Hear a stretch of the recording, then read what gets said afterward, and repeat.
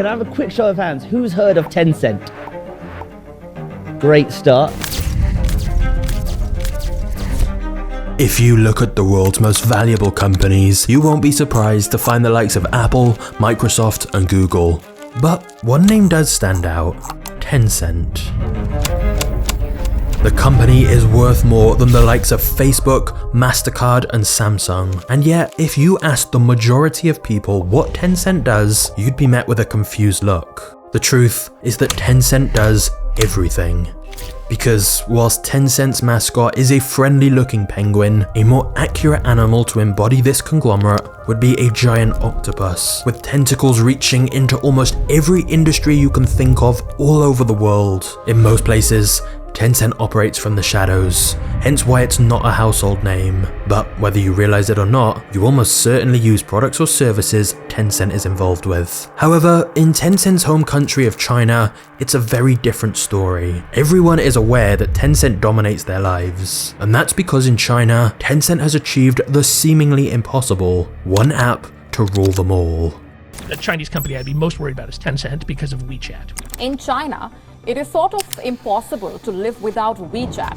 It dominates every aspect of life in China, from banking, gaming, shopping, social media. It's so essential to their daily life. One business executive compared it to me, saying that it was like water or electricity. You see, Tencent created an app called WeChat that's been dubbed the Everything app, or the operating system of China. And that's because almost all of China's 1.4 billion population use this app for an average of 4 hours every day. That's more than the average American user spends on all social media apps combined. And the reason people in China use WeChat so much is because it's basically every app you can think of rolled into one. It's essentially Facebook, PayPal, WhatsApp, Netflix, Google, Spotify, Uber, Yelp, Tinder, Zoom, YouTube, Deliveroo, Amazon, and lots more, all in one single app. Now, there's no doubt that this is extremely convenient. Everything connected in one app and one profile. You pay your bills through it, call your friends through it, and essentially live your entire life through it. However, one single company having access to literally all your data, every aspect of your life, from your exact location to your entire bank history to every message and call and search you've ever made, it's a lot. And then it gets worse when you realize that the line between where Tencent ends and the Chinese government begins is blurry, meaning the Chinese Communist Party, known as the CCP, has access to all that information as well, making WeChat one of the most powerful surveillance tools ever created. Not just that, but private messages and images that are sent through Tencent's apps like WeChat are scanned to see if they need to be censored. If you say anything that the Chinese government doesn't want you to, the best case scenario is your message just doesn't get delivered. Worst case scenario is you end up in jail or simply disappear. For example, one citizen literally just made a light-hearted joke to some friends about a government official and soon found himself jailed for a text. And it almost seems like the CCP wants people to be aware of this in order to prevent them even trying to say anything they don't like in the first place. Because the Chinese government has even openly confirmed that it can access deleted WeChat conversations as well without permission from the user or courts. Now, of course, as we know from Snowden's leaks, countries surveilling their citizens with technology is certainly not just something that happens in China. However, China has definitely taken it to new levels. Amnesty International is an organization focused on human rights and carried out a report of how messaging apps handle their data, and they concluded the worst offender by far was Tencent, the only company to literally score 0 out of 100 for its treatment of data. This is because of massive problems about transparency and what they do with data, where it ends up, and not even denying that it gives the CCP a backdoor to access all encrypted messages. Now, of course, pretty much all Chinese companies have to have some ties to the CCP in order to be allowed to succeed. But Tencent is unique because it has been allowed to monopolize entire industries in China and use brutal tactics to wipe out competitors without any interference from regulators. But in exchange for that freedom, some would say as a result, they've been turned into a weapon for the Chinese government. It's estimated the CCP has thousands of members inside Tencent, including party officials on the Tencent executive board who can influence decisions. For example, during the initial COVID outbreak, the Chinese government used WeChat for population control, assigning color codes to determine whether people were healthy and what they were eligible for, like if they were allowed to leave their homes or not. Another example is ordering Tencent to change their games to conform to Communist Party values, as well as making Tencent add facial recognition to their games so kids can only play them for a max of 90 minutes per day. But before you think this doesn't affect you, think again. The vision of Tencent is to connect people and connect everything.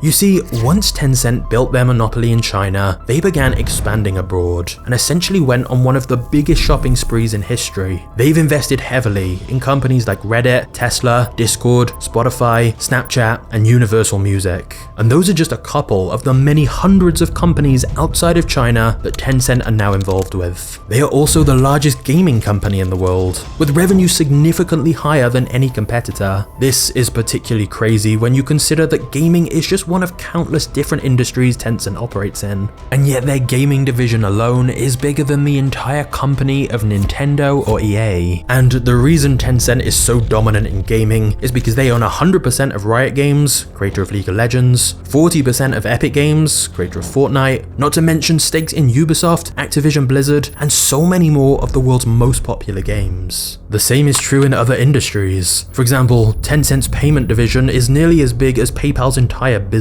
and it's reported WeChat Pay generates over 1 billion payment transactions per day, more than Visa and MasterCard combined. They've also got Tencent Music, they're huge in esports, and are even now involved in making Hollywood movies like Men in Black.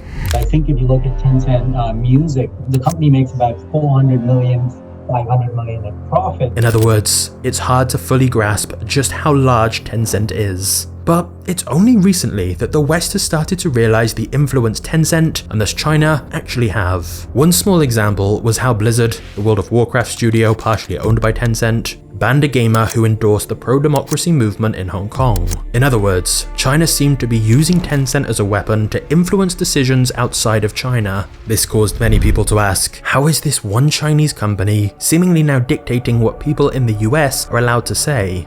The same was true with the NBA. You see, Tencent Video has a deal with the NBA to stream their matches, but in 2019, Daryl Morey, manager of the Houston Rockets, tweeted, "Fight for freedom, stand with Hong Kong." In response, Tencent said they would not be streaming any Rockets matches in future. So, soon after this, the manager was forced to delete his support for Hong Kong, backtrack on his stance, and apologized for his inappropriate tweets. Players then came out stating that they love China. Yeah, we apologize. We love China. We love, playing there.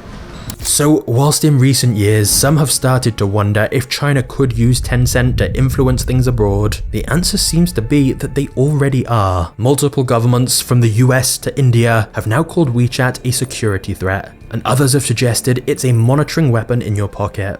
And turning now to the major decision by the Trump administration banning the popular social media apps TikTok and WeChat from U.S. app stores. U.S. President Donald Trump issued an executive order last month targeting the app as a security threat. But what's perhaps most fascinating about Tencent's story is that you can look at it in two ways. On one hand, Tencent is one of the greatest business success stories ever. At one point, the company had only $1,000 in its bank account. And so the journey of how a group of friends turned their struggling startup into one of the world's largest companies is remarkable and filled with useful lessons and genius business strategies. What they have achieved is ridiculously impressive, and there is definitely an argument that Tencent has been unfairly caught in the middle of a political storm that they didn't want any part of. But on the other hand, Tencent is often surrounded by controversy. This includes their brutal monopolistic practices to crush any competition, their blatant plagiarism of just ripping off other companies and apps, their extreme censorship and violations of privacy and freedom of speech, accusations of poor working conditions, and the fact multiple countries now see it as a national security risk because of its close ties to the Chinese government. But I do want to be clear, to just dismiss Tencent as a puppet of the CCP is unfair. In fact, right now, the Chinese government is actively hurting Tencent's business, and is responsible for wiping hundreds of billions of dollars off Tencent's valuation, which of course just raises even more questions. Why would the CCP be damaging one of its most useful assets? As you can see, the Tencent story has a lot of different pieces to it. There is both good and bad, and several plot twists along the way. Honestly, I've covered lots of different business stories, but Tencent is one of the most fascinating. In In this video, we're going on a journey through Tencent's insane history to find out the truth behind this gigantic business empire, a company that influences so much and yet is so rarely discussed. How did they get here? What are they planning next? And what does it mean for all of us? So buckle up, because I assure you, the story of Tencent is going to be a wild ride.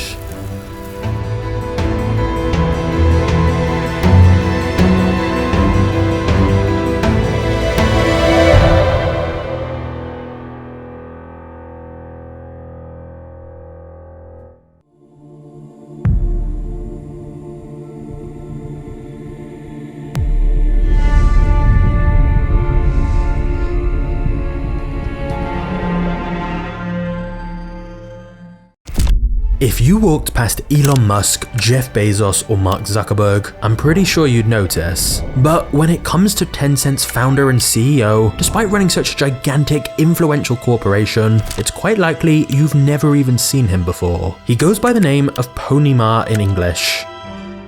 Our next guest is the founder and CEO of Tencent, Pony Ma. However, this is his actual Chinese name. But since in English his surname translates to horse, he goes by the name Pony as a bit of a joke. The fact we don't usually hear much about Pony Ma or know much of his story is mostly by design. Tencent tries to walk the tightrope of keeping both China and the rest of the world happy, and since that's very difficult to balance, he opts to not speak out publicly much at all. It's better to just say nothing rather than cause controversy and headlines. The other reason we know so little about Pony is that unlike his arch nemesis Jack Ma, the founder of China's other dominant company, Alibaba, Pony is introverted and simply doesn't like being in the spotlight. And this has always been the case. Growing up, Pony Ma was a quiet kid who mostly went unnoticed throughout his school years. The only time he did get much attention was when he hacked into his university's computers and got a reputation as a great coder. In fact, for his university thesis, he created a software program that could help forecast stock price movements. And this software was so useful that at age 22, he sold the program to the company he was interning at for a price of about 3 times his annual salary. By the time Pony graduated from college, the internet was in its very early stages, and whilst of course it was very primitive back then, Pony was excited by its potential and began thinking of business ideas to try and capitalize on this exciting new internet technology. However, although Pony was undeniably a very talented and hardworking programmer, the beginning of his future business empire did not come from some revolutionary idea that Pony himself created. You see, it's time for the first uncomfortable truth about Tencent. The business was started by just ripping off someone else's idea, and as we'll soon see, that has remained a fundamental part of Tencent's business strategy ever since. But it all began when one day Pony was browsing online and stumbled across something called ICQ, an internet chat platform that at the time was pretty groundbreaking. It was basically the first mass-adopted instant messaging system on the internet, letting any two people online have a private conversation in real time. So in 1998, Pony and his Tencent co-founders, which was 3 of his friends from school, launched their own duplicate chat service that was more catered to the Chinese market. Now, admittedly, it was a common practice in China to just clone popular Western services. For example, Baidu copied Google,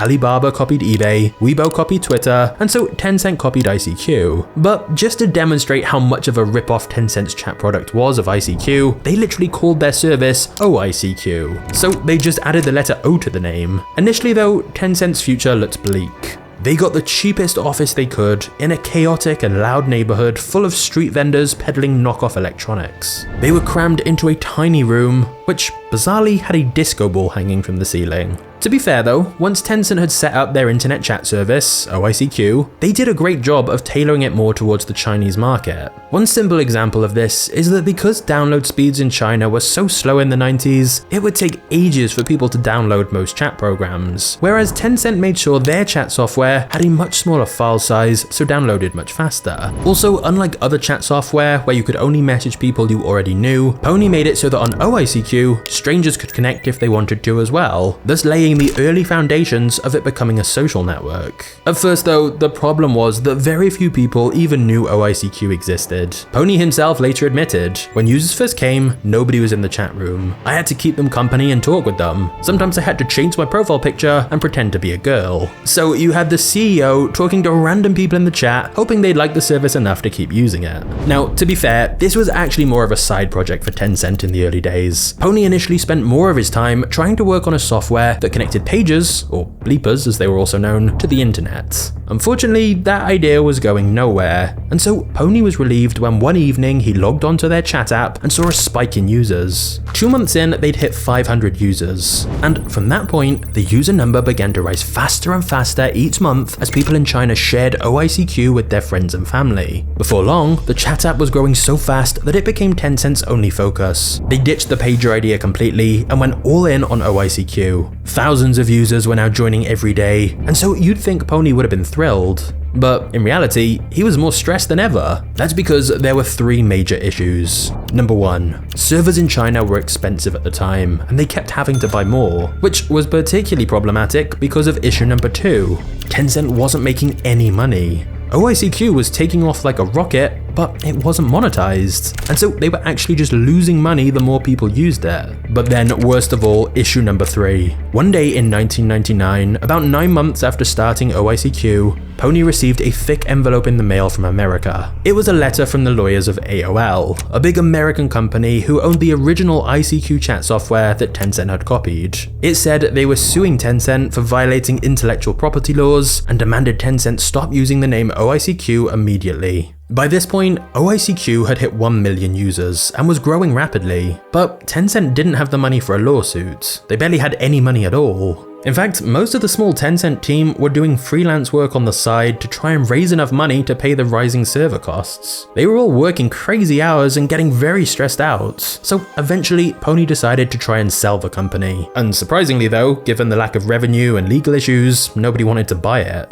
People just kept saying they didn't see how it would make enough money to be sustainable. But then Pony learned about the concept of venture capital, investors who were looking for companies that weren't necessarily profitable yet, but had huge future potential. As soon as Pony learned about this concept, he immediately began contacting VC firms and managed to get a meeting with China's most well-known venture capital fund called IDG Capital. In the pitch, Pony used an unusual tactic: brutal honesty. He told IDG, "If you don't fund us right now, Tencent will probably die. And even if you do give us the money, the future is still uncertain." Pony also admitted they weren't fully sure how they would even monetize their chat software. But what he did know is that millions of Chinese people liked using it and that there could be real value there. Now, you'd think that this would be pretty underwhelming to investors. But surprisingly, IDG Capital agreed to invest in Tencent. Years later, one of IDG's decision makers said that Pony's total honesty, rather than the typical overconfidence and false promises that founders often make, is actually what made him think Pony was a really down-to-earth guy who could be trusted, which encouraged them to invest. So, IDG Capital, along with another VC firm, together invested $2.2 million for 40% of Tencent's business. It's not an exaggeration to say that if the deal had not gone through right then, Tencent probably wouldn't exist today. Not only were they nearly out of money, but the dot-com bubble burst in 2000, and investment in cash-burning internet businesses all but dried up.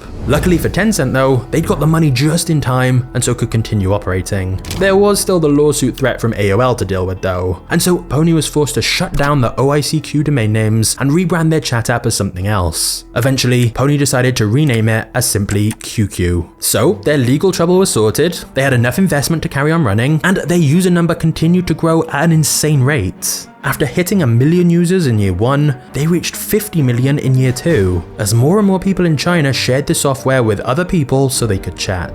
Tencent had perfectly adapted the original ICQ chat to fit Chinese consumers better. Now, just one issue remained: making money. Whilst you'd think having lots of users would make monetization easy, back in the early 2000s on the internet in China, it actually wasn't. Pony tried multiple monetization strategies, including placing banner ads on QQ, selling QQ's chat software to companies, and charging a small membership fee to use the software. All of these failed. And in fact, the membership fee in particular backfired horribly. People in China hated the idea of paying a fee to use any internet service, and so this allowed some competitors to gain market share from Tencent. On QQ's 3rd birthday in 2003, Pony scrapped the subscription fee and made QQ completely free again. But of course, they had to make money somehow. Luckily, it was around this time that some Tencent employees had discovered a Korean website called sayclub.com, which allowed people to create personalized avatars with customizable appearances and clothing. It seemed really popular in Korea, so Tencent decided to once again copy a popular feature from elsewhere and launch their own avatar feature inside QQ called QQ Show, thus giving Chinese citizens a way to express themselves by having their own unique character to represent their profile. For a very small fee, you could buy designer clothes, accessories, and styles for your character. Whilst buying things for your avatar was cheap, equivalent to just a few cents, it cost Tencent nothing, and those microtransactions added up fast. This feature quickly became very popular, especially amongst younger users. Your avatar became a signal of your status, and the feature worked particularly well because many people had started using QQ as a dating app, adding strangers randomly and chatting with them. And so the avatar function was a way to express some personality, and in some cases establish themselves as being rich by purchasing the most expensive avatar items. Finally, Pony could relax a little. Tencent's chat software QQ was now making money by selling these virtual items, and they soon crossed 100 million users in China. Pony even met his future wife through QQ. For 3 months, he was chatting with a girl on there before they met in person. Funnily enough, when they first started chatting on QQ, she had no idea she was speaking to the founder of the service. She reportedly messaged him asking, "Who are you?" And he wrote back, "I'm Penguin Dad," a reference to the fact that Tencent's mascot was a penguin. But she just replied, "Then I'm Penguin Mum." Their relationship began from there, and 6 months after meeting in person, they were married. Unfortunately for Pony, that happiness would be short-lived, as little did he realize his company was about to go to war, and their opponent was a $100 billion corporation called Microsoft.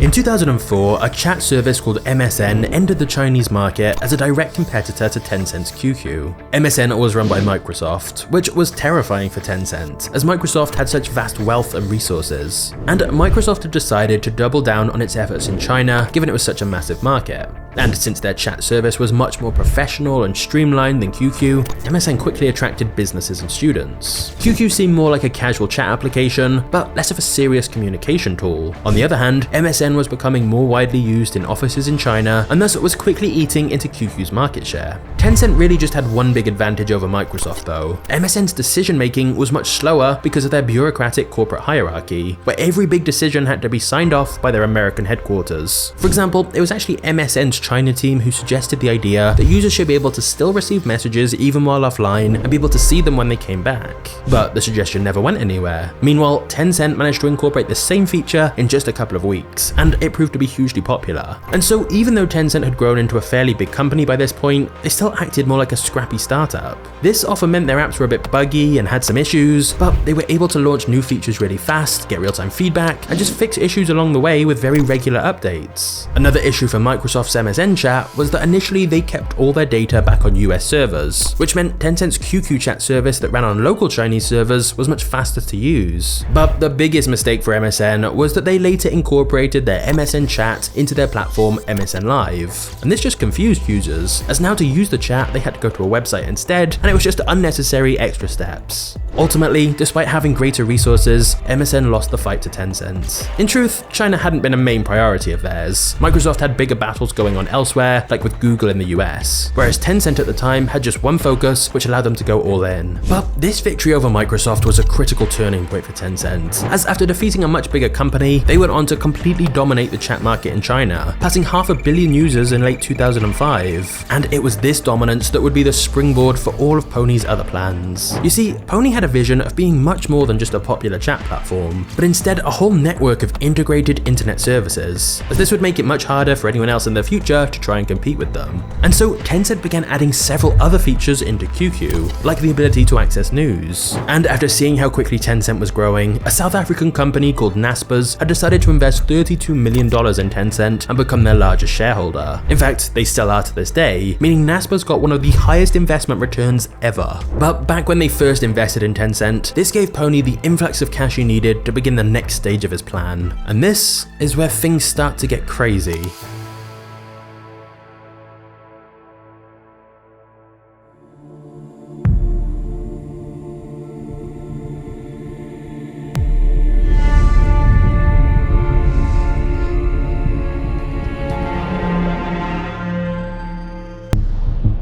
Tencent had realized that a lot of people used QQ whilst playing games, as people would chat with their friends whilst they were all playing. So Tencent decided the next logical place for them to expand was into both acquiring and building games of their own. Since they already had such an active user base, within just a year of integrating games into QQ, Tencent had added another $50 million in annual revenue. Now, Tencent's quick expansion into the gaming market was aided massively by the fact they were a Chinese company. As you may know, the internet in China is restricted by the Great Firewall, which stops people within China accessing many websites the Chinese government don't want them to, including the likes of Facebook and YouTube. And that's largely because it wants to censor what its citizens can see, but it's also because it wants to promote local Chinese companies instead. And as a result, in many industries, China has a policy where foreign companies have to partner with a local Chinese company to be able to sell their products or services in China. And so this meant Tencent could simply team up with makers of successful games in other countries and then adapt and distribute their game to the Chinese market. These licensing deals allowed Tencent to make a lot of money quickly without even having to produce any games themselves. They could just partner with makers of popular games in other countries, bring their game to the Chinese market, and promote them to their massive QQ user base. Since international companies were reliant on finding a Chinese partner if they wanted to enter the Chinese market, Tencent knew they had a lot of leverage and an unfair advantage in negotiations. If game makers wanted to bring their game to China's gigantic population, they needed a Chinese partner, and who better than Tencent given their huge user base? One example of Tencent's power is illustrated by an anecdote from the American video game developer Zynga when they were trying to agree a deal with Tencent. An ex-Zynga employee said, "Negotiations go on for months and months, and then by the time you get to the red line stage in the contract, all of a sudden at the last minute, they change everything. It's a business tactic they use to wear down their partner."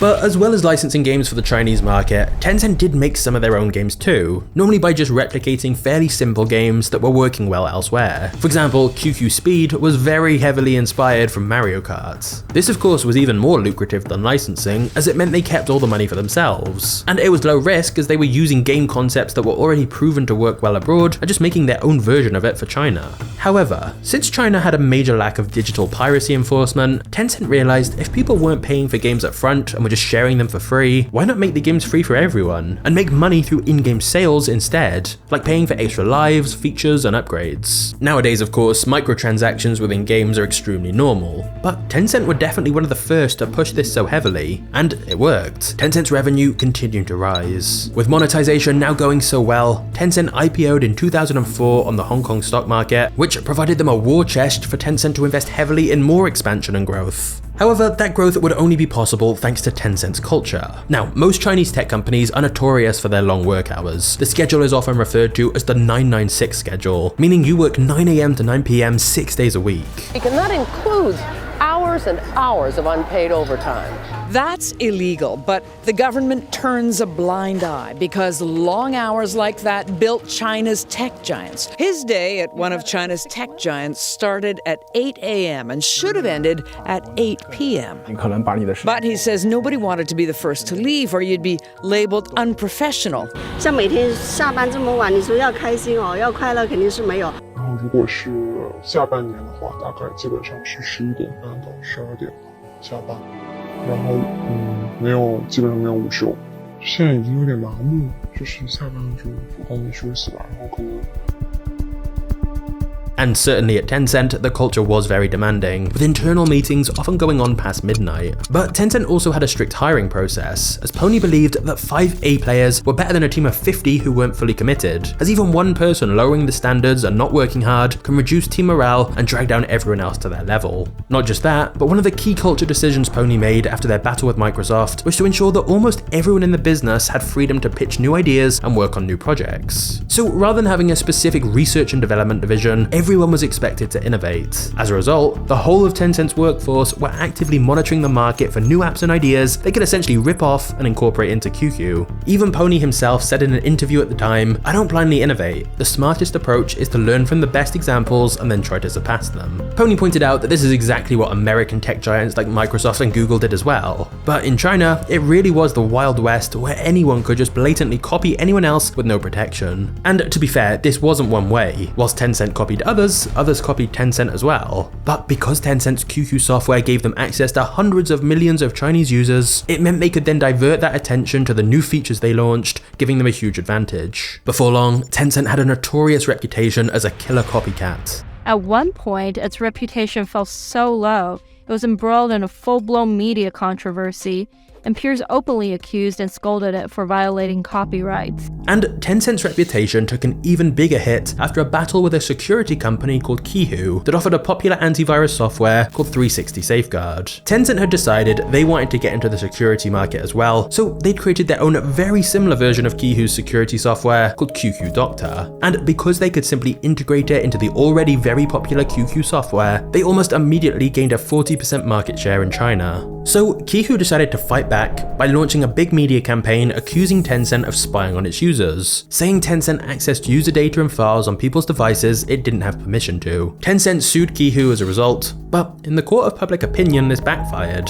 as it looked like a bigger company just trying to silence a smaller company with legal threats, rather than actually trying to demonstrate their innocence. And then Tencent made an extremely bold move.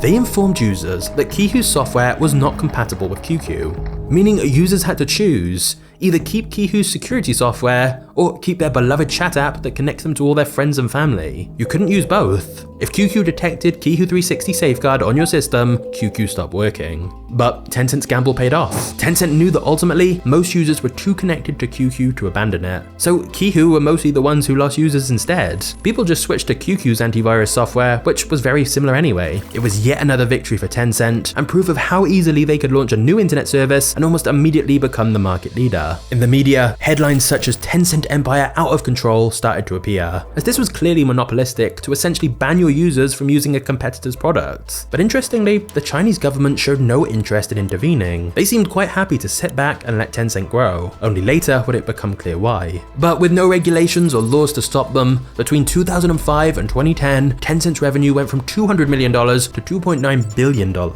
However, as Tencent continued their expansion in China, opening up more internet services and then leveraging QQ's massive user base to make them popular, eventually they realized a new strategy might be needed. For a while, Tencent had simply been trying to work on everything, competing in loads of different sectors and making clones of all different internet services and just seeing what worked. Basically, they tried to compete everywhere, rather than playing to their own strengths. And really, Tencent's biggest strength was in leveraging its QQ chat platform with hundreds of millions of users to direct traffic to other places, like they'd done with news and gaming. So as their copycat reputation got worse, one Tencent executive said, "There's a lot of great entrepreneurs outside, and if you turn every single one of them into your enemy, it's not a good thing. As a company, you can't actually hire those entrepreneurs, so what are you going to do? Investment is actually the best way to get a piece of their action." Thus, Tencent began shifting its strategy towards investing in Chinese companies instead of always trying to directly compete against them and crush them. For example, Tencent paid $448 million for 36.5% of China's third largest search engine, and merged their own search product into that, rather than competing. Tencent was now willing to back a champion rather than do everything itself. Essentially, Tencent's new strategy was almost to become a startup incubator. It would invest in businesses and take some of their equity, and then build an ecosystem of connected companies that it could help grow using its existing user base and infrastructure. Another example was when Tencent combined with China's second largest online retailer, JD.com. Tencent had no real expertise in e-commerce themselves, and so they figured it made sense to just back one of the most prominent companies in the industry in exchange for equity, and then leverage their own internet traffic, experience, and capital to help the company they backed succeed. As a result, Tencent became a kingmaker. As support from Tencent could help ensure a company was successful, and from Tencent's perspective, it meant they massively reduced operational complexity as they weren't doing literally everything themselves anymore. Before long, Tencent was one of China's biggest investment companies, and QQ was now much more than a chat software. It was a portal to many other internet services that Tencent had either created or invested in, and thus QQ seemed unstoppable. But interestingly, the one app that would eventually surpass QQ was also created by Tencent.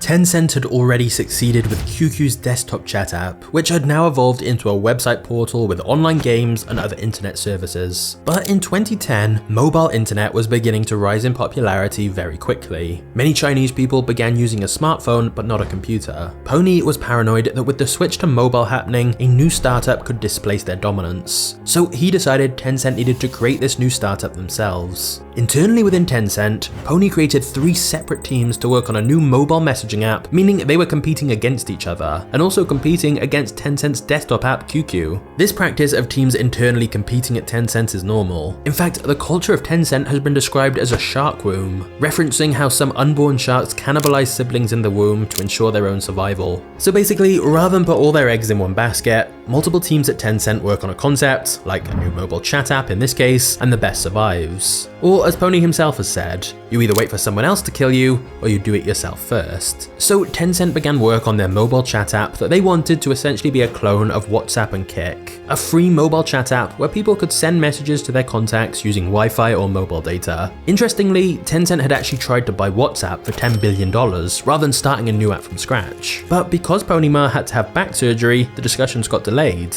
In that time, Mark Zuckerberg swooped in and bought WhatsApp for $19 billion. And some think the possibility of Tencent buying WhatsApp prompted Zuckerberg to close the deal so quickly. Either way, after the WhatsApp deal fell through, Tencent decided to pursue their own chat apps instead, and in January 2011, they launched WeChat. Although in China, it has the name Weixin. Unlike QQ, which had been developed for desktops, WeChat was specifically made for mobile. Despite this, the app was not a massive hit right away, but it did start to gain traction in China when Tencent added a feature called Push to Talk, which allowed people to easily record a voice note, and it would convert what you said into a text message. This was immediately a very popular feature, but once again, it was copied from someone else, an app called TalkBox. You see, at first, Tencent had offered to buy TalkBox, but whilst negotiations were ongoing, Tencent just replicated TalkBox's app within WeChat by themselves, and inevitably beat TalkBox with their superior resources. In later years, companies in China would learn that an offer from Tencent was actually an offer you couldn't refuse. You either lose your company by selling to them, or lose your company by them copying and crushing you. At least if you sell your company, you make some money. When Pony was asked about this at a conference in China, he said, "In America, when you bring an idea to market, you usually have several months before competition pops up, allowing you to capture significant market share. In China, you can have hundreds of competitors within the first hours of going live. Ideas are not important in China, execution is." So WeChat was now gaining momentum in China, and just like QQ, Tencent did not want to keep it as just a chat application. In fact, because WeChat was a mobile app that people would always have with them wherever they were, Pony quickly realized that the amount of services they could connect to WeChat was seemingly limitless. For example, within WeChat's app, Tencent introduced a feature called Moments, basically their version of Facebook or Instagram, a real-time social media feed of posts, images, and articles. Following the success of this, they added a blogging service called Public Accounts, so people could write articles which could then be shared on Moments. There was also official accounts, allowing publishers to distribute content and businesses to distribute products and services. This would be like the equivalent of following their newsletter, for example. But nobody in China really uses emails very much, so they're more likely to use WeChat to follow brands that they're interested in. By 2012, WeChat had 100 million users. Remember, it only launched in 2011, thus making it the fastest social media growth in history, taking only 433 days to hit 100 million users. For context, it took Facebook around 5 years. A year later, in 2013, WeChat was at 300 million users. But the key to WeChat's eventual dominance in China was that Tencent just kept bundling more features in this same app. For example, they added quirky features like Drift Bottle, which was a service within WeChat to help people find new friends or dates. You essentially put either a voice or text message in a virtual bottle, throw it into a virtual sea, and then another random user picks it up and decides whether to reply to your message or throw it back for someone else to get. This actually became a really popular feature, with many Chinese people making genuine friendships and relationships through it. And for some people, it became a hookup app. Tencent also created Friends Nearby for a similar purpose, which was like an early version of Tinder and helped WeChat grow even faster. But one of the most crucial developments for WeChat came about kind of by accident. You see, in China, it's a tradition that during the Lunar New Year, people charitably give away red envelopes and packets containing money. So WeChat decided to create a red packet function within their app so people could digitally send red packets to people, which transferred real money to their accounts. During that holiday, over 75 million red packets were sent via WeChat. This led Tencent to a clear realization: mobile payments were the future. This feature that was meant to be a fun little temporary thing over the holidays ended up leading Tencent to create WeChat Pay, their mobile payments platform to digitally transfer money. Before long, WeChat's wallet feature was not just used to send payments to other people, but as a way to pay for things in shops, and in fact, basically anything where money needed to be sent or paid. Rather than carrying around a credit or debit card, it was easier to just use WeChat since their bank details were already connected.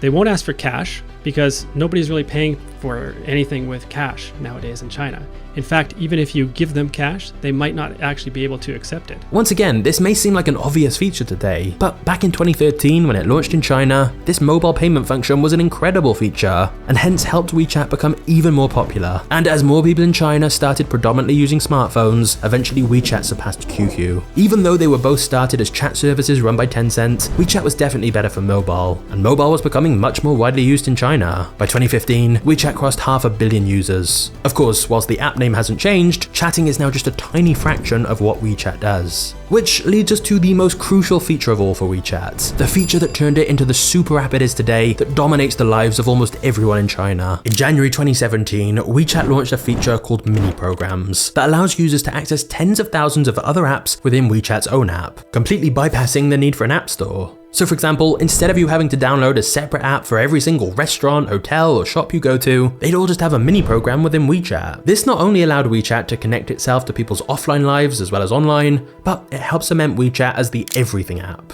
Even before this, Tencent had created so many of their own services bundled into WeChat, like payments, games, and dating, but this mini programs feature meant there was basically no need to even have other apps on your phone, because services from other businesses were now available via WeChat as well. For example, China's dominant ride-sharing platform Didi have their own mini program within WeChat. So if you want a taxi, you don't need a separate app. Or there's a mini program within WeChat for food delivery or tracking parcels and pretty much everything else you can think of. So to demonstrate this, let's imagine for a moment you're a Chinese citizen and you're meeting a friend for dinner. You call them through WeChat to confirm the plans, you book your taxi to the restaurant via WeChat. In the taxi, you play games and browse the news via WeChat, send your friend your location via WeChat, access the restaurant's mini program via WeChat, which means you can view their menu via WeChat. Then take a photo of your food and post it on your social feed, which is on WeChat. Pay for your meal via WeChat. Then afterwards, if you want to go and watch a movie, guess what? You book your tickets through WeChat. Essentially, imagine your life without a smartphone at all, and in China, that's what life would be like without WeChat. Okay, I think I've said the word WeChat too many times. But anyway, as a result of this mini programs feature, Tencent has essentially become the gatekeeper to the market for other businesses, since people don't really need to use the App Store when WeChat has everything inside of it. So companies almost have to partner with Tencent in order for their services to be used. But this means Tencent can effectively tax all other companies by taking a percentage of the revenue generated through their mini programs. WeChat is linked to other companies, so you go through WeChat to another app or website and then you buy through there, but you pay with your WeChat. Now, what's interesting is that an all-in-one everything app like this has been suggested outside of China as well. In fact, even quite recently, Elon Musk talked about X, a super app similar to WeChat. If you're in China, it's basically, you kind of live on WeChat, it does everything. And we don't have anything like that outside of China. Such an app would be really useful. But it was quickly shut down. We have enough concerns about big tech and social media without one single company controlling everything.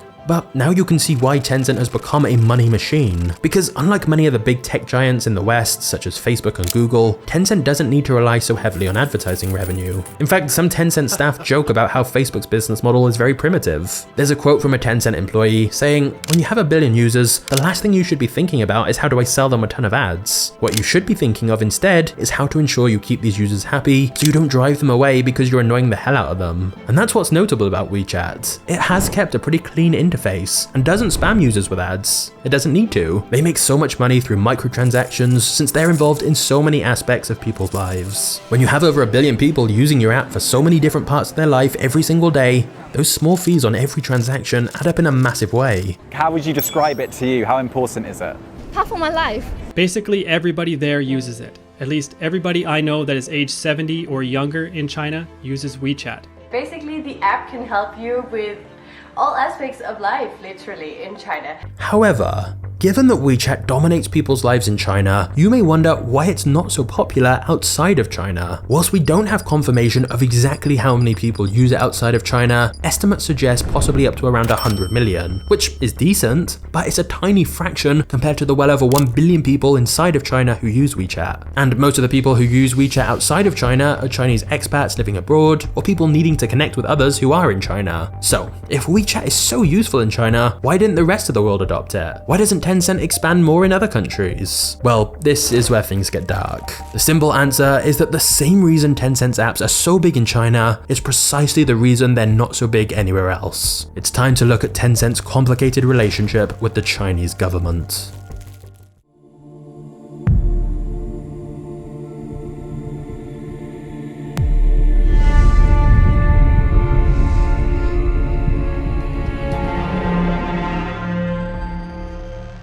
Before we get into Tencent's current relationship with the CCP, it's important to understand how things all began. In 1979, the then leader of China designated an area called Shenzhen as the first test zone of his new economic plans. This would be the first part of China where capitalist business models were allowed, and this began China's rapid ascent to becoming a global superpower. Nowadays, Shenzhen has been dubbed the Silicon Valley of China, as it's home to many of China's tech giants, including Tencent. But the Chinese government's plan was essentially to give some Chinese companies a huge amount of freedom as long as they were benefiting the country overall. So when companies like Tencent and Alibaba capitalized on the internet and built massive user bases, China was happy to allow them to build such dominant companies by any means necessary without any real regulation, as long as they were benefiting China and the CCP overall. They felt it elevated the image of China and Chinese entrepreneurship by having these hugely successful companies. It also meant that rather than foreign companies succeeding in China, like the big American tech giants, instead local Chinese companies would dominate, as the government made it mandatory for foreign companies to partner with a local Chinese company. And finally, the CCP knew that if some Chinese companies became huge empires, then they could invest in lots of other companies, both in China and abroad, thus by proxy allowing China to have a lot of influence on the world and control the narrative they want. So basically, for the Chinese government, Tencent was an appealing prospect. Having access to so much data was great for government surveillance and censorship, and understanding the psyche of its citizens. Physicians who were on the front lines, who were warning about the pandemic even before it had a name, had their communications censored. WeChat routinely blocks accounts for discussing issues like the pandemic or human rights abuses in Xinjiang. They went to my father and threatened him. Wow. And said that if your daughter doesn't stop talking about human rights, we are going to persecute your family like in the Cultural Revolution. After their accounts are blocked, users say that the police come in to question them. 这是说白了，这是集中营。这个时候就通过监控来指定，抓什么样的人。很多人他不知道为什么被抓，不知道把他送到哪里，不知道什么时候放出来。 The problem is the app is so crucial for existence in China that users cannot even give it up. So China was mostly happy to not interfere and let Tencent continue to grow its dominance, even if it sometimes used anti-competitive tactics. Of course, the CCP were wary of how much power this gave Tencent, which is why their relationship is not as straightforward as you might think. They knew it was important to make sure Tencent was very closely aligned with the CCP, and give them reminders that if Tencent stopped being useful to the Chinese government, Tencent's power could just as easily be taken away. But anyway, let's talk about what this partnership actually means. Tencent's stance is that in order to comply with China's legal and regulatory requirements, it can process and handle private information without requiring user consent in certain situations. Those situations being if the Chinese government wants us to. The CCP reportedly have a direct line to the desks of Tencent product managers and are able to order deletions whenever they want, or monitor specific accounts and specific phrases in both public and private posts. One particularly intimidating policy change in 2017 was that group admins on WeChat were made personally liable for whatever was said on group chats they run. Many simply deleted their groups as a result. Tencent also feeds data to China's social credit scoring system, which can affect what citizens can do. All that information they have, like payment history, real-time location, who you're associated with, can allow the government to create an incredibly detailed picture of who you are, what you buy, and how you behave, thus allowing the government to give you a score of how trustworthy you are as a citizen. They're constantly monitored by facial recognition cameras that are able to instantly put a face to a name. Now, the Chinese are also ranked. It's aggregating data gathered by banks, private companies, and the state to rate if someone's a good or bad citizen. A good score brings benefits, but people with low scores lose rights. The cinema names and shames people considered untrustworthy, plastering their details, even their addresses, across big screens. Among them is this journalist Liu Hu. He got a little too close to uncovering corruption among high-profile party members. He was blacklisted. He only realized when he tried to buy a train ticket and was told he was banned from traveling.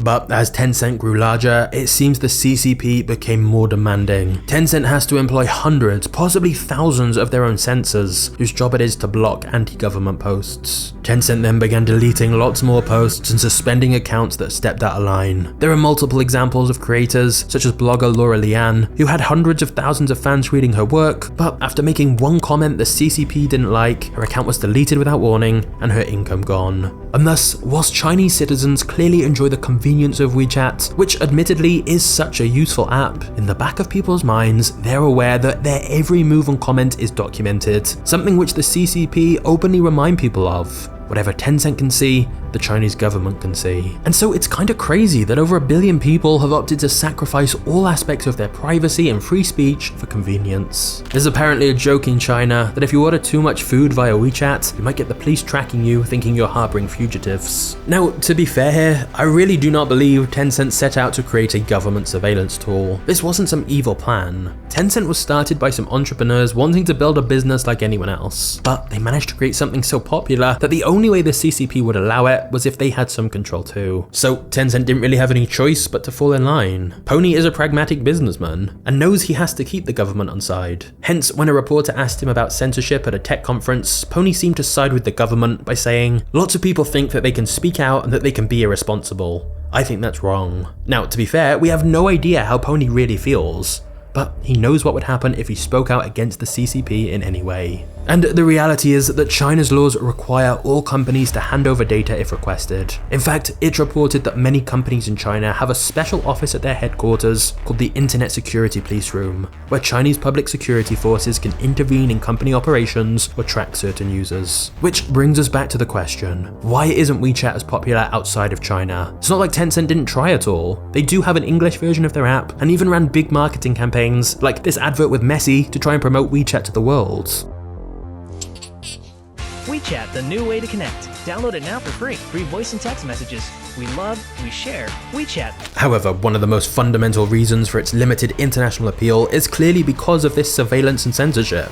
Research from Citizen Lab found that the Chinese government does monitor and censor confidential information sent via Tencent's apps, even from users outside of China. For example, I saw a story where one person in a private group chat had sent some news about pro-democracy protests in Hong Kong and was confused when nobody else in the group responded. She only later found out nobody else could even see her messages, as her private messages had been censored without her knowing it. Any taboo issues like mentions of Tiananmen Square or Tibet are censored on Tencent apps regardless of if you're in China or not. So basically, just because you were using a Tencent app outside of China doesn't mean that Tencent wouldn't still have to supply any of your data to the CCP if they requested it. Remember, Tencent have to stay on China's good side. And thus, many people understandably have some fear about one company, especially a company with ties to the CCP, having all of their info on every aspect of their life. Thus, whilst surveillance and censorship is what allowed Tencent to become dominant in China, as it meant the CCP let them grow so big, outside of China, that has scared users off. But it's not the only reason WeChat isn't as popular outside of China. The second reason is that every country has different requirements. WeChat works so well because it's perfectly tailored to China, but for the app to be so effective elsewhere, every country would need their own WeChat version with services specifically suited to their country. Thirdly, since China is such a massive market, it made more sense for Tencent to go deep into that market where they already had lots of momentum, rather than diverting resources to start from scratch in other countries. After all, China has a population of over 1.4 billion people, more than 4 times the entire population of the US. But the one downside of doubling down on China was that Tencent didn't get the first mover advantage in other countries. So if WeChat did want to try and become more popular in the US, for example, it would somehow have to compete against so many different established companies who've already managed to get their apps ingrained in people's lives. But the final reason WeChat didn't work so well abroad is simply that it's historically been the case that Chinese tech companies struggle outside of China, just as American companies struggle inside China. However, of course, there has been one very notable exception recently: TikTok. A Chinese app which truly has managed to go global, and this leads us to one of Tencent's most fascinating battles.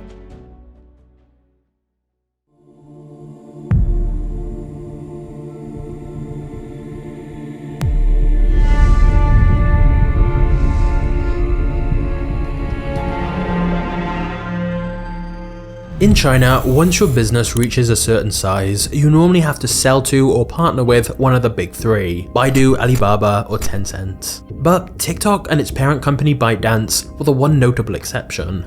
Now, if you've seen my video on the history of TikTok, you'll know that the Western social media giants like Facebook and Google completely dismissed the threat of TikTok until it was too late. They let TikTok become one of their biggest advertisers, thus letting them steal hundreds of millions of users from their platforms as TikTok ran endless ads on YouTube and Facebook. Only years later would the American tech giants realize short-form content was here to stay and launched their own short video apps to compete. But by that point, TikTok had already become a massive hit through advertising on their platforms. Tencent, on the other hand, immediately realized TikTok's threat and carried out their usual playbook move. Tencent assembled a large team to recreate a very similar app to TikTok within WeChat and then ran massive promotions to advertise it. Tencent also banned TikTok from advertising on their platforms and straight up just started blocking links or mentions of TikTok on its platforms like WeChat. It's interesting because when Elon Musk briefly blocked external links to competitors within Twitter, everyone went, "This is dumb." But in China, that's just part of the game, and an example of the anti-competitive tactics that have enabled China's biggest companies to build such huge businesses. Unfortunately for Tencent though,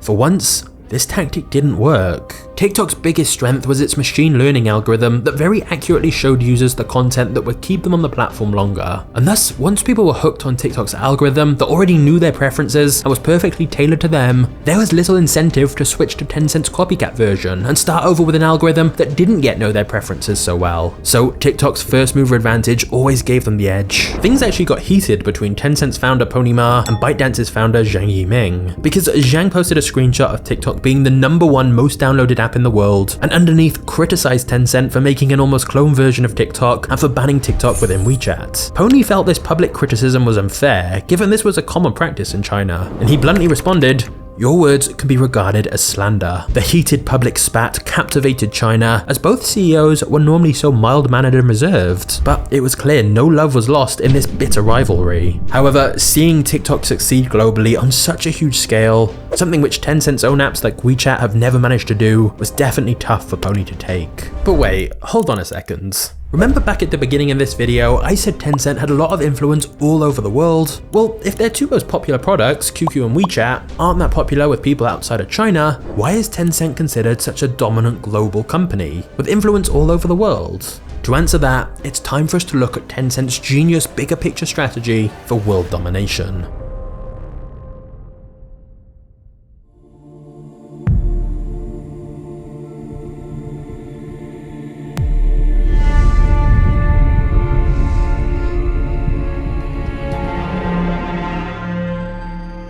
Pony Ma once called a meeting of Tencent's top managers and highest ranking employees to plot out Tencent's strategy. The meeting has since been dubbed the Conference of the Gods, since it was essentially a meeting of minds that would plot out Tencent's plans for domination, and the decisions made in that meeting would have serious ramifications for not just China, but the rest of the world. The main purpose of the meeting had been to establish what Tencent's core competitive advantages were, and how those could be exploited. The answer was fairly simple. Tencent's advantages were that they have huge amounts of traffic and money, far more than any competition, and thus the plan became, step 1, attract other businesses to launch their own mini programs via WeChat so they could leverage some of WeChat's traffic. Step 2, Tencent would then invest money into the businesses that were doing the best, since Tencent had all the data of which mini programs people were using, how often, and how much money they were spending. Step 3, after investing in certain businesses, Tencent could then artificially give more traffic to the companies it invests in, thus making them even more money, which they can also reinvest in even more companies. In other words, Tencent can cherry pick the best mini programs, invest in them, boost their popularity, and practically guarantee their investment is a big success. No other company in the world has quite the same level of data on user behavior to see what's popular, and then the ability to significantly increase their value further by promoting them within WeChat. It also creates synergies between Tencent's investments. For example, Tencent has a significant stake in Didi, which is China's equivalent of Uber, and through WeChat, Tencent can promote Didi more, thus giving it an unfair advantage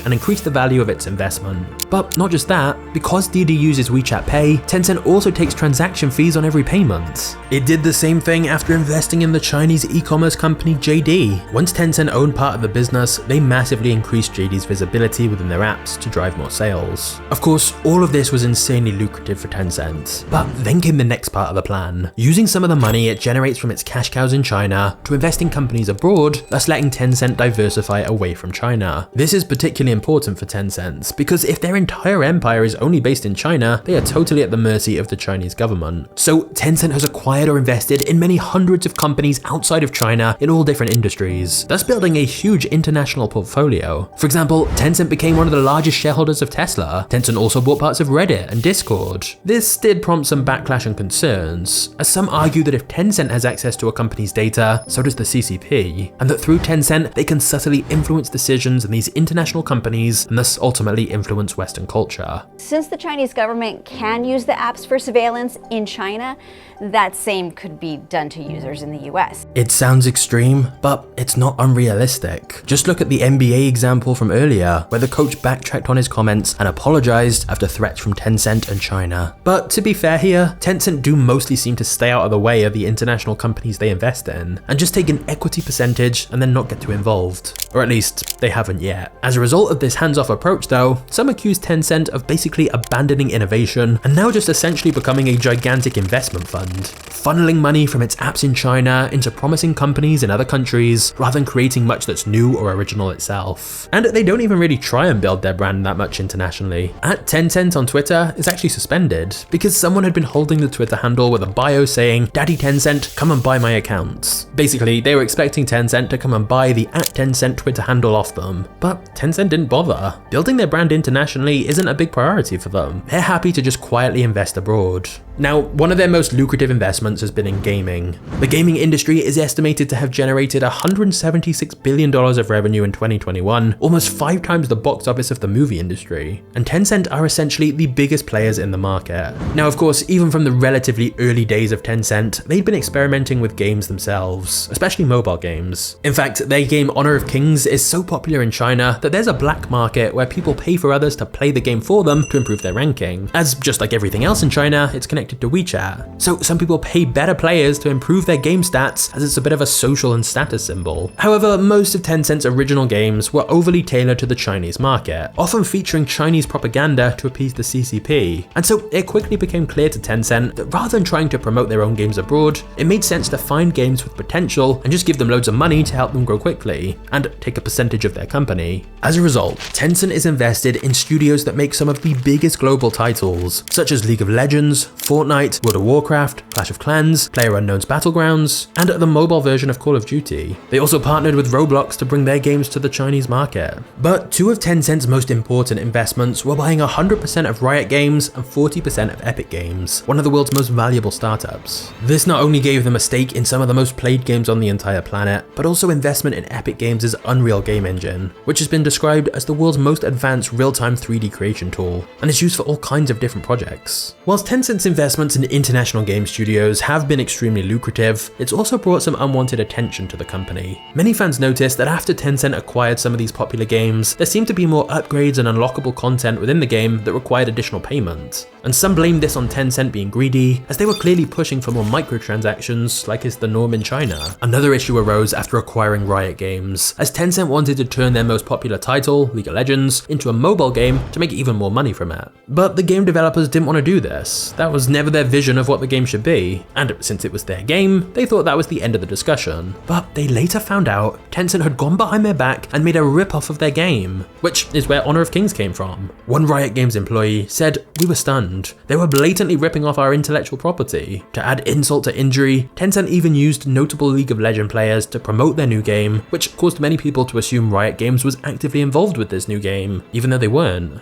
To be fair to Tencent, they were right that a mobile version would be popular. By the end of 2017, Honor of Kings, the League of Legends inspired game, was the most popular mobile game in China. It was also in 2017 that Tencent overtook Facebook to become the 5th largest public company in the world. Their cash cow apps in China were more dominant than ever, and their international investments were paying off massively, thus extending Tencent's influence all across the planet. And it has to be said that nowadays, Tencent are truly great at finding ways to monetize. For example, Tencent's video platform, essentially their version of Netflix, now inserts extra ads into movies and TV series that weren't there in the original, such as adding extra billboards and signs in the background. Tencent's cloud hosting business business has also become very profitable. Just like Amazon Web Services that started off to host their own services, but then began selling it as a service to others. Plus, as if Tencent weren't already dominant enough, the outbreak of COVID was actually great for Tencent's revenue. People were at home on their phones more than ever, which meant using their services and playing their games more. Tencent generated $86 billion in 2021 alone, and $35 billion of net profit, making them one of the most profitable companies. And so you may think that would be the end of the story, that Tencent would be unstoppable. Many shareholders clearly thought so, as Tencent's market cap was approaching $1 trillion US.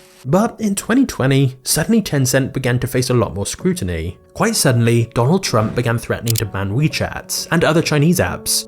President Trump is making good on his threat to crack down on 2 popular Chinese-owned social media apps. He's signed executive orders banning TikTok and WeChat from operating in the US. On the grounds that the Chinese Communist Party could use them to steal users' private data, censor anything critical of China, and help spread disinformation. Of course, there were definitely strong political motivations for this attack on Chinese apps and the subsequent executive order to ban them in the US. But even now with the Biden administration, there are continued investigations into these Chinese apps and whether they are a national security risk that should be banned. And thus, as one of China's biggest companies, Tencent was thrust into the international spotlight more than it would like. It may have taken a while, but it seemed people were finally realizing the influence that Tencent, and thus China, actually had. Luckily for Tencent, their strategy of taking minority stakes in international companies gave them a lot of protection. For example, even if the US did want to take action against Tencent, it's not like they would ban Reddit or Discord just because Tencent had invested a lot of money in them. The only risk was governments banning apps Tencent fully owned and created, like WeChat. But as we know, most of their users are in China. So Pony figured this negative media attention in the US wasn't going to cause too much damage to Tencent's empire overall. As long as Tencent was on good terms with the Chinese government, things should work out. He breathed a sigh of relief, realizing maybe things were going to be okay after all. But then, quite suddenly, Pony's worst nightmare became a reality. You see, Tencent has faced a lot of business battles. We've seen them go to war against Chinese companies like Qihoo, big American companies like Microsoft, and even political battles like with the US government. But there is one enemy Pony Ma most certainly did not want. One enemy that could genuinely destroy them: the Chinese government. Hey guys, before we get to the next part of the story, I just want to say that if you find these videos interesting, please consider turning on notifications for MagnatesMedia. I'm working on some even bigger projects right now, so if you want to make sure you see them when they're ready, just hit the notification bell now. Also, I just want to say a massive thank you for watching this channel. These videos do take a long while to make, so honestly, I really appreciate all your comments and support. So yeah, thank you for everything, and now let's get back to the story.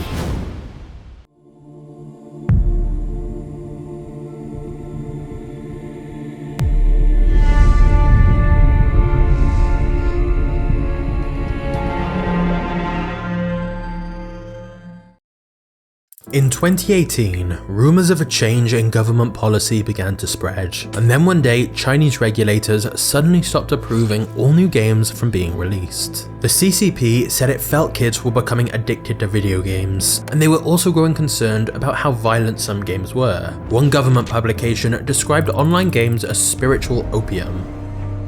And the CCP announced a ban of kids under 18 playing games for more than 3 hours a week. People under age 18 are now allowed just 3 hours of gaming a week. Tencent's stock price immediately started to fall. Later that year, Tencent's profit fell for the first time in over a decade, largely because it couldn't release or monetize new games due to this new government policy. To appease the Chinese government, Tencent had to make big changes. For example, Tencent introduced facial recognition in their games and began using police databases to verify the identities of its users and their ages. That way, it could ensure people weren't playing games unsuitable for their age, and also that they weren't spending too much time playing. Tencent also had to change the nature of some of its games to ensure they aligned with the CCP's values. For example, one of their most popular games, PUBG, previously involved 100 people killing each other until one person is left. But Tencent had to change it completely. They rebranded it as Game for Peace, and the story instead became about patriotic warriors. The violence was removed, and blood was replaced with green liquid. When someone gets shot, instead of dying, the character simply waves back and disappears. The game was filled with banners of nationalist slogans and patriotic propaganda. Basically, the game was completely censored, and as some users pointed out, turned into a pro-government propaganda machine. Whilst most people didn't like it, they had no choice. Tencent had realized that despite their huge power and wealth, they were still completely at the mercy of the Chinese government. And then, things got much worse.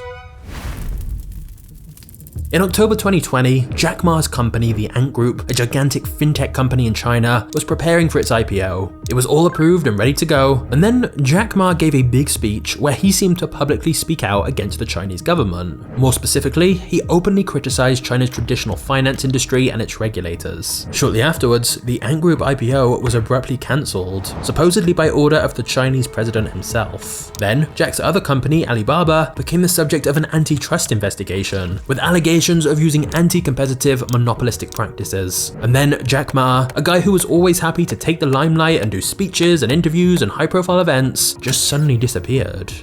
All of his planned public appearances were cancelled, and it seemed like he'd been exiled. In fact, some questioned if he was even still alive.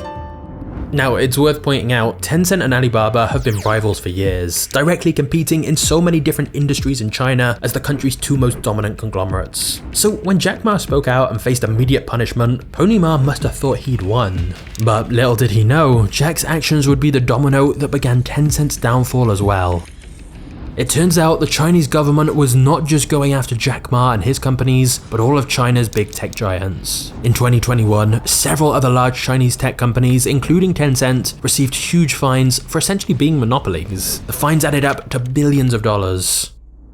The CCP had allowed big tech almost free rein for years, and now it was reining those tech giants back in. Now, to say that Jack's public criticism of the government was the reason for what happened next is probably not true. That incident was likely just the straw that broke the camel's back. In truth, China for a while had been growing concerned about just how powerful some of these companies were becoming. China's leader often promotes the idea of common prosperity, and the tech sector had definitely created a large wealth gap in the country. Trying to limit that inequality would definitely be popular with many Chinese citizens. The Chinese government also expressed national security concerns of their own, given all the data these companies like Tencent have. Because sure, China likes having that data for themselves, but letting any single corporation dominate too much could be a risk for China. So as well as the fines and some executives being forced to step down, new regulations were introduced to limit the power of some of these tech companies. Of course, the stock prices of Chinese businesses began to plummet. It's estimated $1.5 trillion of value was wiped off Chinese tech companies' valuations due to the crackdown. Tencent in particular has lost over $500 billion off its market cap, more than half its value, since the crackdown began. And to be honest, many were surprised Tencent were even dragged into this. Because unlike Jack Ma, who publicly spoke out, Tencent were known for being extremely cooperative with regulators and the government. They were always compliant with policies and never publicly critical of the CCP. And yet, Tencent was definitely targeted. As well as facing anti-monopoly investigations and big fines, their new games stopped being approved, and new deals they wanted to make were blocked. And part of the reason may have been that the CCP didn't think Tencent was actually doing enough to help the state. You see, China had got into a difficult position. As a result of sky-high rent costs, its controversial zero-COVID policy, and many extended lockdowns, many citizens were unhappy, and soon huge protests and riots broke out. And it's clear some of this would have been organized and word spread through Tencent's apps like WeChat. Because although Tencent do employ a lot of censors to try and monitor things, controlling the discourse of over 1 billion people isn't always easy. There are ways around it. Like in China, some people simply hold up a blank piece of paper as a protest symbol, since that way it's hard for Tencent software to detect any wrongdoing. In other words, Tencent was inadvertently giving a voice to people to speak out through its apps, and so perhaps the government began to see Tencent's dominance as less of a good thing. But the other reason for all of this is not so specifically about Tencent, and more just that the CCP perhaps felt big tech in general had grown too powerful and the government needed even more control, and to remind everyone who's really in charge. So basically, it seems China had achieved what they wanted to. By not having much regulation for years, they'd allowed Chinese businesses to thrive, they'd got their surveillance tools like WeChat, and enabled Chinese companies to invest internationally to give China some influence abroad. But now that they'd achieved what they set out to, it seems the CCP wanted to send a message that even the wealthiest and most influential Chinese entrepreneurs and companies are not above the party or the law. Tencent perhaps grew too large for the Chinese government and needed to be tamed. And of course, it should be pointed out that many of the new regulations and laws to prevent monopolies made sense. It only seemed extremely aggressive because for so long there'd been almost no regulation, and within a couple of years a lot had changed. But in the midst of all of this, Pony began showing up for less and less public events, even missing his company's own annual party. And as Tencent's valuation continued to fall, some began to question what was going to happen to Pony Ma and his business empire. Before we get to the next chapter, did you know that when shopping online, shipping costs are the #1 cause of abandoned carts? So if you sell absolutely anything online yourself, you're gonna want to know about today's sponsor, Shipstation. These days, cheap and fast shipping has become the standard customers expect, and this means it can be hard for smaller e-commerce businesses to compete on shipping prices and delivery times. But that's where Shipstation comes in to save the day. They have the best discounts in the industry, so you'll never have to worry about overpaying for shipping again. For example, you can get up to 84% of USPS and UPS rates. And not only does Shipstation help you lower shipping costs, it easily integrates everywhere you sell online, including Amazon, Etsy, eBay, Shopify, and more, thus giving you one easy dashboard to manage all your orders in one place, saving you time and letting you give your customers a better experience. So keep growing your business all year long with Shipstation. Go to shipstation.com/magnates today and sign up now for your free 60-day trial. That's shipstation.com/magnates to get started now for free.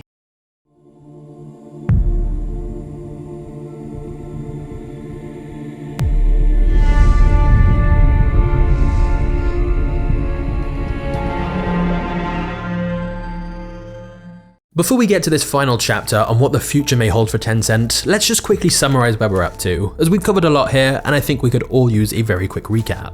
So, Tencent started out by copying a chat software and by tailoring it to the Chinese market. They then turned it into more of a social media platform, just as the era of desktop computing was exploding. Tencent then used their resources to jump on the wave of mobile internet growth and became an essential part of Chinese people's lives by creating WeChat for mobile. They then utilized the insane traffic they were getting from QQ and WeChat to diversify into other more lucrative opportunities like gaming and video. Tencent's approach to rivals was to clone their product or service and then drive vast amounts of traffic to it thanks to QQ and WeChat. If that didn't work, they'd buy out the company instead or buy a large stake in it. And Tencent continually kept reinvesting profits to either clone or buy other services and often swallow them into WeChat. Eventually, Tencent had a whole ecosystem of influential companies, but the reason they were able to often use anti-competitive tactics and expand so rapidly was because of ties to the Chinese government, who used their apps for surveillance and censorship. This limited the appeal of Tencent's apps outside of China, and so they began investing in international companies instead, including many of the biggest game developers and companies such as Reddit and Discord. Tencent became one of the largest companies on the planet, but once China began its crackdown on big tech companies in order to rein them in after they'd become so powerful, Tencent's valuation began to fall.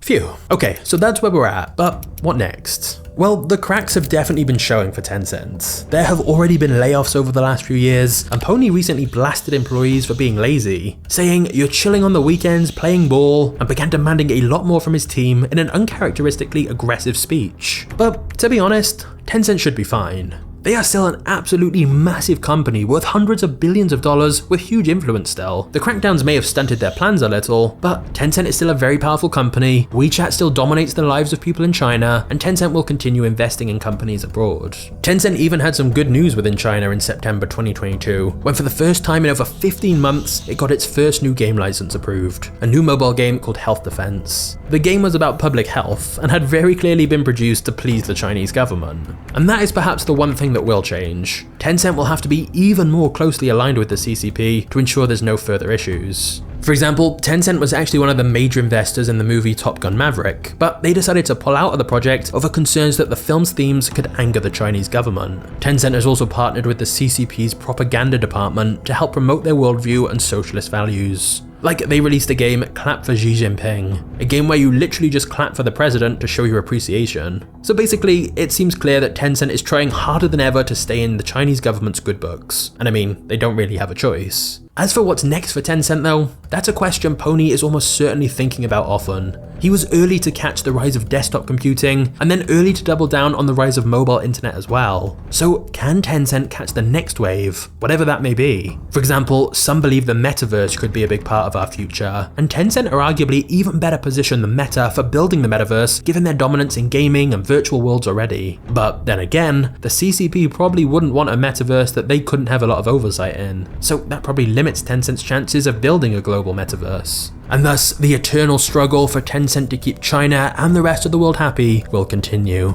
But what can't be denied is that Tencent is ultimately an incredible business success story. Whilst this video has of course looked at some of the controversy surrounding Tencent, they've also done a lot of good too and made some incredibly useful apps. So there is definitely plenty of lessons to learn here. There's a quote I like a lot, that you have to learn the rules of the game and then you have to play better than anyone else. And I think Tencent is a great example of that. They literally went from being a tiny company on the edge of bankruptcy to one of the world's most valuable companies. And so I hope you've enjoyed this journey through Tencent's history. But now, since we've just looked at one of China's most influential companies, I think it's only fair we do the same with one of America's most influential companies, which you can do right now by clicking the thumbnail on screen. This is one of my favorites and I think you'll like it too.